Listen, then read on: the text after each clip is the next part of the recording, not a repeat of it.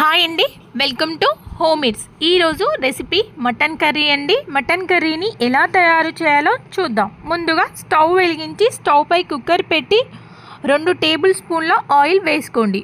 Oil heat అయ్యాక ఉల్లిపాయలు వేసుకోండి, అలాగే పచ్చిమిర్చి వేసుకోండి. ఉల్లిపాయలు పచ్చిమిర్చి బాగా కలుపుకున్న తర్వాత ఇప్పుడు పుదీనా అలాగే కొత్తిమీర వేసుకోండి. వీటన్నింటినీ బాగా కలుపుకోండి. ఉల్లిపాయలు మగ్గిన తర్వాత 1 స్పూన్ పసుపు వేసుకోండి, అలాగే 1 స్పూన్ అల్లం వేసుకోండి. బాగా కలుపుకోండి. ఇప్పుడు 1/2 కేజీ మటన్ని వాటర్ పోసుకొని నీచు వాసన రాకుండా మంచిగా వాష్ చేసుకోండి. మంచిగా వాష్ చేసుకున్న మటన్ని ఇందులో వేసుకొని బాగా కలుపుకొని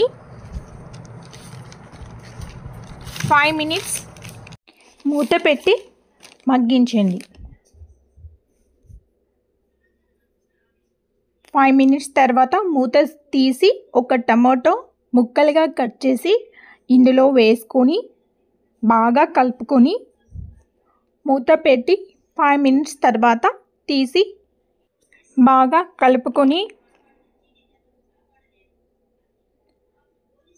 2.5 స్పూన్ల కారంను అలాగే 2 స్పూన్ల ఉప్పును వేసుకొని బాగా కలుపుకొని ఉప్పు కారం ముక్కలకు పట్టేలాగా 5 మినిట్స్ మూత పెట్టి మగ్గించండి.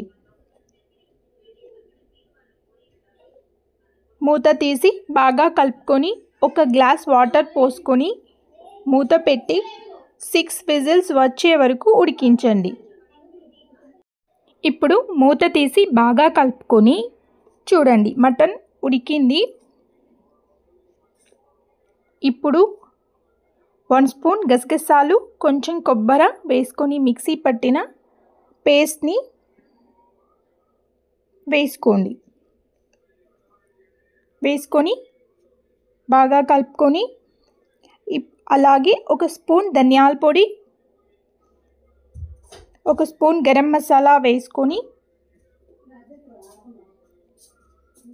బాగా కలుపుకొని మూత పెట్టి 5 మినిట్స్ మగ్గించుకోండి. ఇప్పుడు మూత తీసి లాస్ట్లో కొత్తిమీర వేసుకోండి.